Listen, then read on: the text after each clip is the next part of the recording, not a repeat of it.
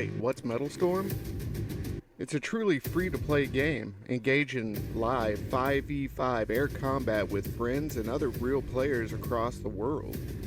Collect and upgrade the world's most advanced and legendary jets and dominate the skies. Available on both PC and mobile devices. Join for free today and conquer the skies.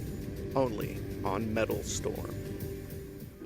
Hey guys, we're back. Big Duke and I take you through the world of military, aviation, guns, and gaming.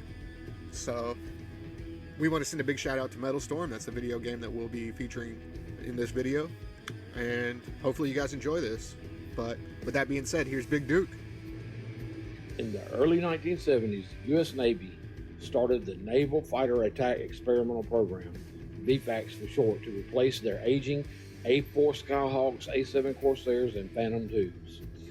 In 1973, Congress mandated the Navy had to pursue a lower-cost alternative to the F-14 Tomcat. In May of 1975, Navy announced they had picked Northrop's YF-17.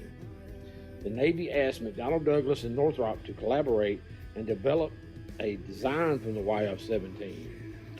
In March of 1977, Secretary of the Navy W. Graham Claytor announced that the new F-18 would be designated Hornet. McDonnell Douglas and Northrop each built components for the Hornet. Many of the components of the YF-17 were strengthened for the F-18. The Hornet also had a fly-by-wire system with quadruple redundancy, the first installed on a production fighter. The F-18 Hornet is a carrier-capable, multi-mission tactical aircraft, highly maneuverable with great thrust to weight ratio, with a 20-degree sweep back leading edge of the wings and a single slat ailerons and flaps over the entire span of the wing. Vertical stabilizers give the Hornet a high angle of attack, the angle of attack being 65 to 70 degrees. The Hornet was one of the first to heavily use multi-function displays, which allow the flip of a button to change from fighter to attack roles and vice versa. This force multiplier gives the operational commander more flexibility to employ tactical aircraft to changing battle scenarios. The Hornet was designed for reduced maintenance, requiring half the maintenance time of the F-14. Its General Electric F-404 engines are very robust as well as powerful, moving the Hornet at Mach 1.8 at 40,000 feet. In its lifespan, the Hornet saw quite a few upgrades. The F-A-18A was the original, the F-A-18B was the two-seater model, and the F-A-18C and F-A-18D were improvements to the A. Originally, there was to be an F-18 and an A-18, but with the improvements to avionics and multifunction displays and redesigning of external store stations, the F-18A and the A-18A were combined into the F-A-18A Hornet. The two-seater version was the F-A-18B. The early F-A-18s had issues with insufficient rate of roll, exacerbated by insufficient wing stiffness, especially with heavy ordnance loads. The first production F-A-18As flew in April of 1980, while the F-A-18C was introduced in 1987. In the 1990s, the U.S. Navy had a need to replace their A-6 Intruders and A-7 Corsair IIs.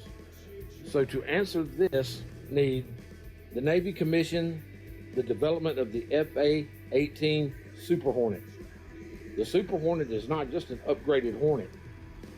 Rather, it is a new, larger airframe which used many of the Hornet's design concepts. Originally, the Super Hornet had the same avionics as the Hornet, with the addition of up-front touchscreen display, large multi-purpose liquid crystal display, and a fuel display. Other improvements are the Super Hornet possessed a quadruplex fly-by-wire as well as a digital flight control system that detects battle damage and compensates. The AN/APG-79 active electronically scanned array and the AN/ASQ 228 advanced targeting force looking infrared, which is the main electro-optical sensor and laser designator pod for the F-18, and AN/ARC 210 VHF, UHF radio and Link 16 capability handles all comm communications.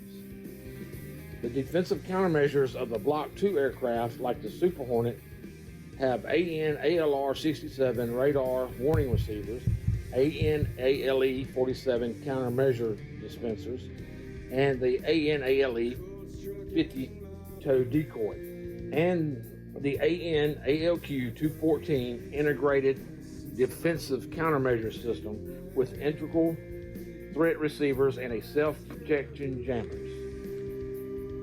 The AN/APG 79 radar can execute simultaneous air-to-air and air-to-ground attacks, can detect small targets such as missiles, and can track air targets beyond the missile's capabilities. The latest Super Hornets have the joint helmet-mounted cueing system, which provides multi-purpose situational awareness, including high-off bore sight missile cueing. The F-18 Super Hornet is not stealth, but it does possess a frontal radar cross-section smaller than previous fighters. All this means is the key feature of the Super Hornet is survivability and adaptability. Additionally, a key way to tell the difference between a Hornet and a Super Hornet is the Hornet has oval air intakes on both sides of the front fuselage, while the Super Hornet has rectangular air intakes on both sides of the fuselage. Also, the Super Hornet is around 20% larger than the original Hornet. The single-seat F-18E and the two-seater F-18F are both officially designated Super Hornets. They both have the Hornet's design concept, but with 20% larger airframe, larger rectangular air intakes, more powerful General Electric F414 engines, and an upgraded avionics suite. They began production in 1995.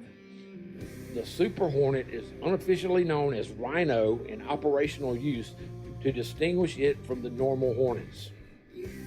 There is a variant of the Super Hornet called the EA-18G Growler, and it is a F-18F two-seater Super Hornet that carries an electronic warfare officer. The Growler provides tactical jamming and electronic protection for the U.S. military and its allies around the globe. Both the Hornet and the Super Hornet were equipped with the 20mm M61 Vulcan rotary cannon, as well as an array of bombs it can carry and missiles from the Sidewinder, AMRAAM missiles, Mavericks, HARM missiles, and even the air-to-ship Harpoon missile. Now let's compare some of the characteristics of the Hornet and Super Hornet. Length: the Hornet's 56 feet long, Super Hornet 60 feet long. Wingspan: the Hornet 40 feet 4 inches, Super Hornet 44 feet 8 inches.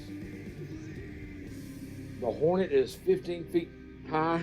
The height of the Super Hornet is 16 feet. Dry weight of the Hornet was 23,000 pounds. Dry weight of the Super Hornet, 32,081 pounds.